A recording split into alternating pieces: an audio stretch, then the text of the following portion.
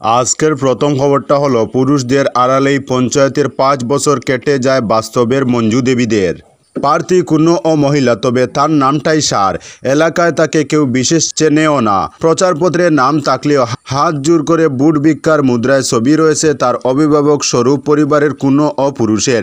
এবার পঞ্চায়েত নির্বাচনের প্রচারে এমন চিত্র দেখা যাচ্ছে বুড়ি বুড়ি মহিলাদের সামাজিক ক্ষেত্রে এগিয়ে নিয়ে যেতে সরকার যতই নির্বাচনে আসন সংরক্ষণের ব্যবস্থা করুক না কেন, কাছাড়ে এবারও বেশিরভাগ ক্ষেত্রে সংরক্ষিত পঞ্চায়েতে যে নির্বাচিত মহিলাদের পুরুষ প্রতিনিধি বা জেরক্সরাই মূলত কাজকর্ম চালাবেন। প্রচার পর্বে স্পষ্ট হয়ে যাচ্ছে তা।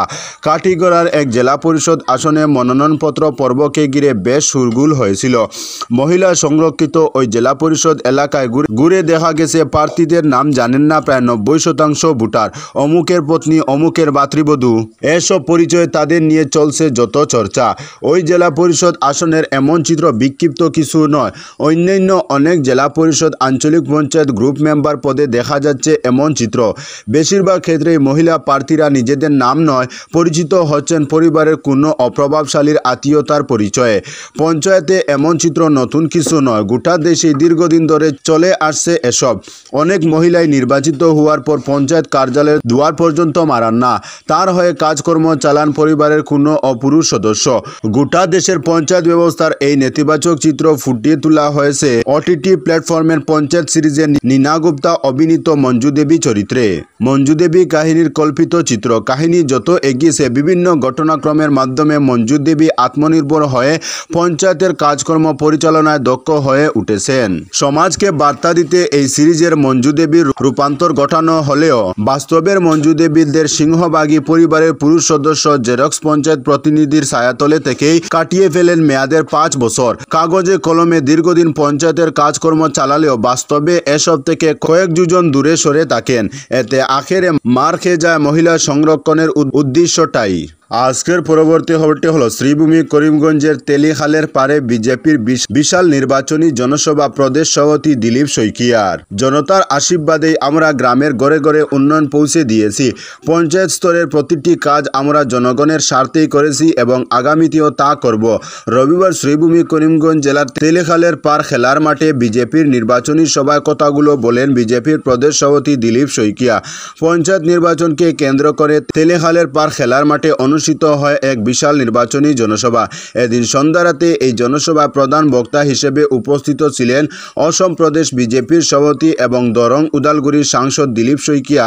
তিনি তার বক্তব্যে রাজ্য ও কেন্দ্রীয় সরকারের বিভিন্ন উন্নয়নমূলক প্রকল্প, পঞ্চায়েত স্তরে বিজেপির ভূমিকা এবং ভবিষ্যতের রূপরেখা তুলে ধরেন। আজকের পরবর্তী খবরটি হলো ওয়াকফ আইন অপপ্রচারে কান না দেওয়ার আহ্বান দিলীপ শইকিয়ার। ওয়াকফ আইন নিয়ে মুসলমান সম্প্রদায়ের মানুষকে ভুল বোঝানো হচ্ছে। এই আইনের মাধ্যমে মুসলমান মানুষের সম্পত্তি সরকারের কাছে চলে যাবে, এটা মিথ্যা প্রচার ছাড়া কিছু নয়। এই আইনে এমন কোনো অকথার উল্লেখ নেই। রবিবার শ্রীভূমি অর্থাৎ করিমগঞ্জ সফরে এসে এই মন্তব্য করেন অসম প্রদেশ বিজেপির সভাপতি দিলীপ শইকিয়া। তিনি জানান, এই আইনের মাধ্যমে সব সম্পত্তির বৈজ্ঞানিকভাবে সঠিক সার্ভে হবে এবং যাতে এই সম্পত্তি থেকে মুসলমান সম্প্রদায়ের সাধারণ মানুষরা উপকৃত হন এর ব্যবস্থা করা হবে। সুতরাং অপপ্রচারে কান না দেওয়ার আহ্বান জানান প্রদেশ সভাপতি। রবিবার উত্তর করিমগঞ্জ বিধানসভা কেন্দ্রের অন্তর্গত কালীগঞ্জের তেলিহালের পার এলাকায় বিজেপির এক নির্বাচনী জনসভায় মুখ্য বক্তা হিসেবে উপস্থিত ছিলেন প্রদেশ বিজেপির সভাপতি দিলীপ শইকিয়া। বক্তব্যে ওয়াকফ আইন সম্পর্কে তিনি বলেন, 2006 সালে সাচার কমিটির রিপোর্টে এই সম্পত্তির সঠিক রক্ষণাবেক্ষণের কথা উল্লেখ করা হয়েছিল। প্রায় 43 লক্ষ হেক্টর জমি ওয়াকফ সম্পত্তি। সে সময় সাচার কমিটি জানিয়েছিল যে এই সম্পত্তির মাধ্যমে প্রায় 12,000 কোটি টাকা ওয়াকফ বোর্ডের আয় হওয়ার কথা, কিন্তু বাস্তবে 2022-23 সালে ওয়াকফ বোর্ডের বার্ষিক আয় মাত্র 163 কোটি টাকা। আসলে সামান্য সংখ্যক সংখ্যালঘু মানুষের হাতে এই সম্পত্তি রয়েছে এবং সেখানে সিন্ডিকেট চালানো হচ্ছে, অথচ অধিকাংশ সংখ্যালঘু মানুষ এর বিষয়ে কিছুই জানে না কিংবা এর সুফলও পাচ্ছে না। এইসব মানুষের জন্য এই বিল সংশোধন করা হয়েছে। আজকের পরবর্তী খবরটি হলো হাতিখালেতে বোলেরো ও লরির সংঘর্ষে সংঘর্ষে মৃত্যু 2, জখম আরও 2 জন। ডিমা হাসাও জেলায় ভয়ঙ্কর সড়ক দুর্ঘটনায় ঘটনাস্থলেই প্রাণ হারালেন কাটিগড়ার 2 ব্যক্তি। গুরুতর আহত হয়েছেন আরও 2 জন। রবিবার ঘটনাটি ঘটে ডিমা হাসাও জেলার লাংটিং থানার হাতিখালি 27 নম্বর জাতীয় সড়কে। জানা গিয়েছে লামরিং থেকে শিলচর অভিমুখে যাওয়ার পথে হাতিখালি 27 নম্বর জাতীয় সড়কে বোলেরোর সঙ্গে সংঘর্ষ ঘটে একটি লরির। সংঘর্ষ এতটাই ভয়ঙ্কর ছিল যার দরুন বোলেরোটি পুরো দুমড়ে মুচড়ে যায় এবং ঘটনাস্থলেই মৃত্যু ঘটে কাটিগড়ার চৌধুরী বাড়ির বাসিন্দা নেওয়াজ আহমেদ চৌধুরী 46 বছর বয়সী এবং বোলেরোর চালক কাতিরাইলের কমল কুমার দত্ত উর্ফে শঙ্কুর। গুরুতর আহত 2 জনের মধ্যে একজন হাইলাকান্দি জেলার চিপরসাঙ্গন গ্রামের বাসিন্দা ইমরান হোসেন ও নেওয়াজের ছেলে তৌসিফ জামান চৌধুরী। ঘটনার পর স্থানীয় বাসিন্দারা গুরুতর আহত 2 জনকে উদ্ধার করে লামরিং সরকারি হাসপাতালে পাঠালে অবস্থা সংকটজনক হওয়ায় উন্নত চিকিৎসার জন্য তাদের ডিফু মেডিকেল কলেজে নিয়ে যাওয়া হয়। আজকের পরবর্তী খবরটি হলো রাগের মাথায় স্ত্রীর গলা কেটে খুন, সাইকেলে মুন্ডু নিয়ে থানায় স্বামী স্ত্রীর মধ্যে সাধারণ গরুয়া ঝামেলা থেকে খুনের ঘটনা ঘটে গেল চিরাং জেলার অন্তর্গত বিজনির উত্তর বাল্লামগুড়িতে। ঝগড়ার সময় রাগের চোটে স্ত্রীর মুন্ডু কেটে ফেলেন 60 বছরের স্বামী।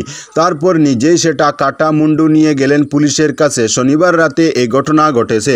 পুলিশ সূত্রে খবর, অভিযুক্ত ওই ব্যক্তির নাম বিতীশ হাজং। সামান্য ঘটনা নিয়ে স্বামী ও স্ত্রীর মধ্যে ঝামেলা হয়। তখনই বিতীশ ধারালো অস্ত্র দিয়ে স্ত্রী বাজন্তীকে খুন করেন। তার মুন্ডু কেটে সাইকেলের জুড়িতে ভরে নিয়ে আসেন থানায়। বিজনির বাল্লামগুড়ি আউটপোস্টের কাছে যে থানা আছে সেখানে এসে পুলিশের কাছে আত্মসমর্পণ করেন তিনি। যখন তিনি থানায় এসে পৌঁছান তার সাইকেল সহ সারা শরীরে রক্তের দাগ ছিল। অভিযুক্ত পেশায় দিনমজুর বলে জানা গেছে। এই ঘটনায় প্রতিবেশীদের বয়ানও নিয়েছে পুলিশ। তাদের কথায় ওদের স্বামী স্ত্রীর মধ্যে প্রায়শই ছোটোখাটো বিষয় নিয়ে ঝামেলা লেগে থাকত। শনিবার বিতীশ সারাদিনের কাজ থেকে বাড়ি ফেরার পরও তাদের মধ্যে ঝামেলা হচ্ছিল। তখনই ওই ঘটনা ঘটে। ওই ঘটনার পর এলাকায় বেশ চাঞ্চল্য ছড়িয়েছে। চিরাং জেলার অতিরিক্ত পুলিশ সুপার রশ্মিরেখা শর্মা জানিয়েছেন, বৈজন্তী হাজং 2 কন্যা সন্তানের মা। 2 মেয়ের বিয়ে হয়ে যাওয়ার পর বিতীশ এবং বৈজন্তী একসঙ্গে একই ঘরে বসবাস করছিলেন। কিন্তু কী কারণে পত্নী শিরচ্ছেদ করেছেন তার স্বামী তা এখনও জানা যায়নি। জিজ্ঞাসাবাদ চলছে বলে জানান তিনি। রাতেই ঘটনার খবর পেয়ে বিজনির এসডিপিও প্রসেনজিৎ দাস বিজনি সদর থানা থেকে পুলিশের দল নিয়ে উত্তর বল্লামগুড়িতে বিতীশ হাজংয়ের বাড়ি গিয়েছেন। তারা বৈজন্তীর মুন্ডুহীন দেহ উদ্ধার করে ময়নাতদন্তের জন্য বিজনিতে অবস্থিত সরকারি হাসপাতালে পাঠিয়েছেন। গোটা ঘটনার তদন্ত শুরু করেছে পুলিশ। আজকের পরবর্তী খবরটি হলো, বরাকবাসী বিজেপিকে প্রথম গ্রহণ করেন বললেন দিলীপ শইকিয়া। সারা দেশের সঙ্গে এখন অসম এবং উত্তর পূর্বে বিজেপির একচ্ছত্র আধিপত্য গড়ে উঠেছে। তবে 3 দশক আগে এমনটা ছিল না। দেশে কংগ্রেসের শাসনকালে অসমের বরাক উপত্যকার লোকেরা প্রথমবার বিজেপিকে গ্রহণ করেছিলেন। 1991 সালে এই এলাকা থেকে আমাদের দলের 9 জন বিধায়ক এবং 2 সাংসদ জয়ী হয়েছিলেন। ফলে এই এলাকায় এসে বিজেপির হয়ে ভাষণ দেওয়ার প্রয়োজন নেই।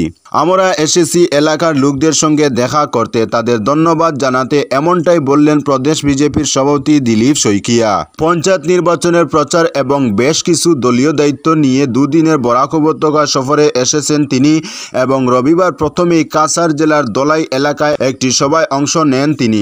সেখানে বেশ কয়েকজন প্রার্থীর হয়ে প্রচার করেছেন তিনি। এদিন তার বক্তব্যে উঠে আসে প্রধানমন্ত্রী নরেন্দ্র মোদীর বিভিন্ন সাহসী সিদ্ধান্ত এবং মুখ্যমন্ত্রী হিমন্ত বিশ্ব শর্মার যোগ্য নেতৃত্বের কথা। তিনি বলেন, আমাদের দল দেশের ঐতিহ্য এবং নিরাপত্তার কথা মাথায় রেখে কাজ করে।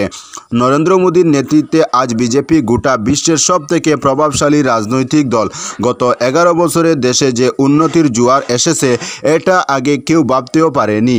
আমাদের সরকার জনগণের সাথে কাজ করে এবং জনগণ সেটা বুঝেন। তাই প্রতিটি নির্বাচনে বিজেপির প্রার্থীরা জয়ী হচ্ছেন।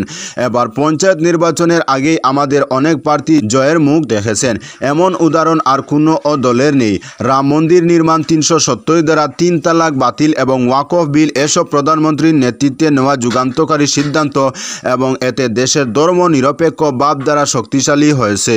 আজকের পরবর্তী খবরটি হলো 88 বছরের জীবনাবসান প্রয়াত পপ ফ্রান্সিস, সুখের আবহ ভ্যাটিকান সিটিতে। প্রয়াত হয়েছেন পপ ফ্রান্সিস। সোমবার ভ্যাটিকানের তরফে পপ ফ্রান্সিসের মৃত্যুর কথা জানানো হয়েছে।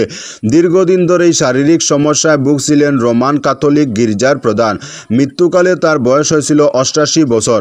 পপ ফ্রান্সিস ইস্টার সোমবার অর্থাৎ 21 এপ্রিল 88 বছর বয়সে ভ্যাটিকানের কাসা সান্টা মার্তায় তার বাসভবনে মারা গিয়েছেন। ভ্যাটিকানের পক্ষ থেকে জানানো হয়েছে সোমবার সকাল 7:35 শেষ নিঃশ্বাস ত্যাগ করেছেন তিনি। ভ্যাটিকানের টেলিভিশন চ্যানেলে কার্ডিনাল কেভিন ফারেল বলেন, গভীর দুঃখের সঙ্গে আমাকে আমাদের পবিত্র ফাদার ফ্রান্সিসের মৃত্যুর কথা ঘোষণা করতে হচ্ছে।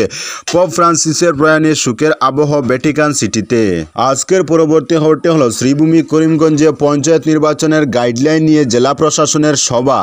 পঞ্চায়েত ভোটের গাইডলাইন নিয়ে এক সভা সম্পন্ন হলো শ্রীভূমি করিমগঞ্জ জেলা সদরে। নির্বাচনে অবতীর্ণ দল এবং প্রার্থীদের নিয়ে সভাটি অনুষ্ঠিত হলো জেলা সদরের গ্রন্থাগার হলে। এতে উপস্থিত থেকে বক্তব্য রাখেন ক্ষিতীশচন্দ্র পেগু, ধর্মকান্ত মিলি এবং ডক্টর দেবজিৎ কানিকর। 3 জন অবজারভার সহ জেলা পরিষদের সিইও তথা এক্সপেন্ডিচার সেলের ইনচার্জ মুন গগৈ। বক্তব্য রাখেন এমসিসি সেলের ভারপ্রাপ্ত এডিসি উদয় শঙ্কর দত্ত। পঞ্চায়েত নির্বাচনের গাইডলাইন নিয়ে উপস্থিত দলীয় কর্মকর্তা এবং প্রার্থীদের সঙ্গে আলোচনা করা হয়। এতে উপস্থিত দলীয় কর্মকর্তা এবং প্রার্থীদের বিভিন্ন প্রশ্নের জবাব দেন তারা। এছাড়া নির্বাচনে অবতীর্ণ প্রার্থীদের আলাদা ব্যাংক অ্যাকাউন্ট করতে হবে, আর ওই অ্যাকাউন্টের মাধ্যমে জমা এবং খরচ পরিচালনা করতে হবে। ভোটের আগে প্রত্যেকজন প্রার্থীকে 3 বার করে ইন্সপেকশন করাতে হবে নির্দিষ্ট দিনে। নমিনেশন থেকে ফলাফল ঘোষণা করা পর্যন্ত হিসেব রাখতে হবে। ইন্সপেকশনের সময় ভাউচার সহ জমা দিতে হবে। 20,000 টাকার অধিক খরচ বা দান একজন ব্যক্তিকে করা যাবে না।